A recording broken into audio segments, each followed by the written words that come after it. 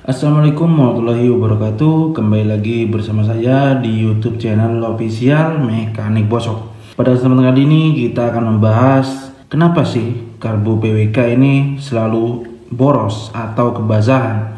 Penyebab karbu itu boros kita akan bahas pada video ini ya. Simak videonya, jangan di skip-skip. Karena kalau kalian skip-skip video, mungkin ada teori atau ada cara solusi yang saya jelaskan ketika kalian men-skip video itu ya.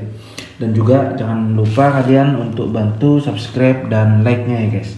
Ketika kalian menggunakan karbu racing PWK yang seperti ini atau seperti ini ya, kunci utama supaya tidak basah ya, itu pada jarum ya. Kita akan buka dulu ya. Ini adalah PWK 34 Koso ya, yang sudah menggunakan velocity sudut free flow ya. Nah, kita akan bahas dulu. Yang pertama itu kendalanya, kunci utama itu di jarum. Kenapa saya menjual jarum ya? Menjual jarum itu mahal ya, karena ilmunya guys. Ilmu kan mahal guys ya. Ini adalah jarum custom buatan saya. Kita bandingkan dengan jarum ya. Ini sebagai pembandingan aja dengan jarum bawaan dari PWK yang warna kuning. Yang ini jarum custom ya. Yang di sebelah kiri ini jarum custom. Yang di sebelah kanan ini jarum bawaan PWK. Kemudian di sini ada jarum JJY. Ini juga sering digunakan di PWK grade E ya, bawaan PWK grade E.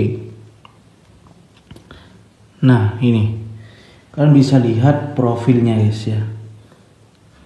Gak fokus ini ya.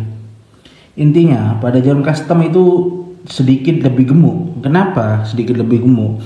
Ya supaya tadi itu supaya di RPM bawah tidak keborosan dan tidak berebut karbunya ya. Nih profilnya bisa kalian bedakan, jarum custom, jarum bawaan PWK, jarum JJY. Nih punya customan ini sedikit lebih gemuk ya, stasionernya jadi lebih langsam. Sedangkan yang kedua ini digas sedikit aja pasti bakal berebut kebasahan, motornya berebut dulu baru mau lari. Sedangkan yang custom ini sudah saya sesuaikan, jadi untuk digas itu langsung ngisi, langsung teriak motornya ya. Beda tuh ya. Yang kunci pertama itu jarum. Nah setelah kalian sudah custom jarumnya ya, kemudian masih ada kendala di karbunya. Ganti head nozzle-nya yang lebih panjang atau pada bagian dalam itu yang lebih kurus atau yang lebih apa namanya ya, yang lebih kecil ya. Kita bahas dulu pada yang namanya head nozzle. Sebentar saya contohkan head nozzle ya.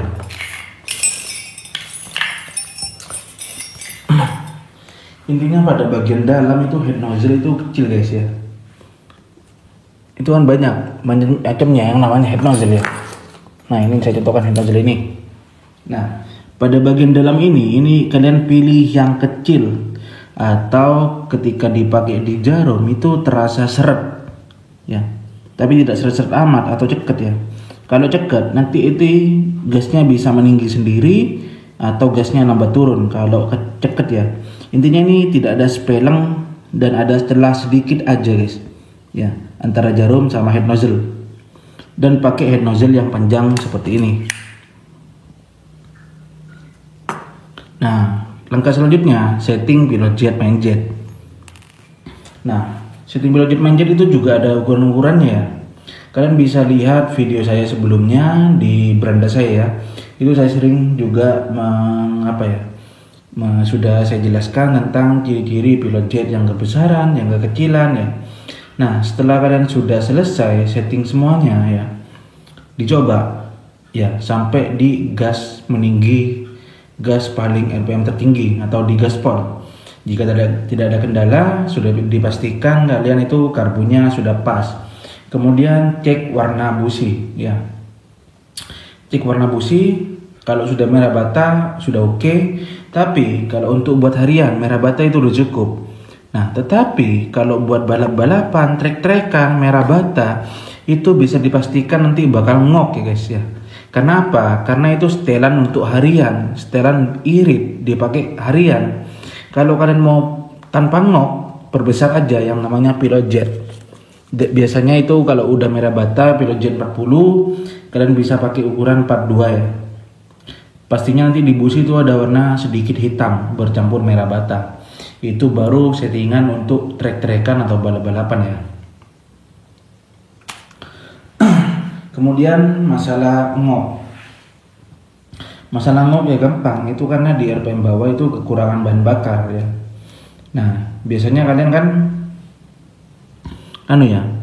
penyebab ngop. Biasanya kalian pakai jarum bawaan, berbet di RPM bawah, akhirnya itu kalian kecilkan yang namanya pilot jet ya. Nah, jadi berbetnya hilang, tapi munculnya ngop. Makanya kenapa di video awal tadi saya bilang kunci karbo enak itu pada jarumnya. Oke? Nah, kemudian setelah semuanya selesai ya, sekiranya udah pas, udah oke karbunya ya. Nah, di sini ada lagi guys. Untuk memaksimalkan kinerja dari karbu, apalagi karbunya yang KW ya. Ini pemaksimalannya dengan cara, bentar saya tidak ada contoh rumah nozzle ya. Itu kan di rumah nozzle ada 3 lubang. Di rumah nozzle itu ada 3 lubang ya.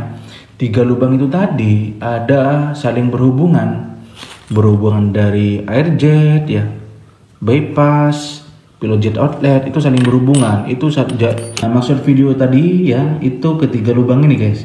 Ini kan di depan ada 2, di belakang ada 1. Ini adalah rumah PWK ya, rumah nozzle PWK ya. Kalian ini porting aja, lubang ini porting, jangan terlalu besar, diteruskan aja ya.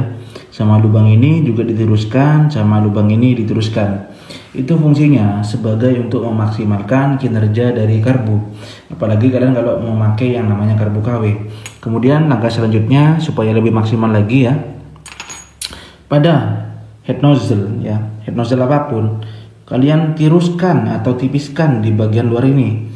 Di dalam itu bisa diborcun ya, sampai tipis ya, supaya itu lebih fokus. Nanti ketika jarum skep naik ya, atau jarum skep digas seperti ini ya, itu lebih terfokus guys, lebih menyebar nanti ya, karena ruang pada ini kalian sudah tiruskan tadi.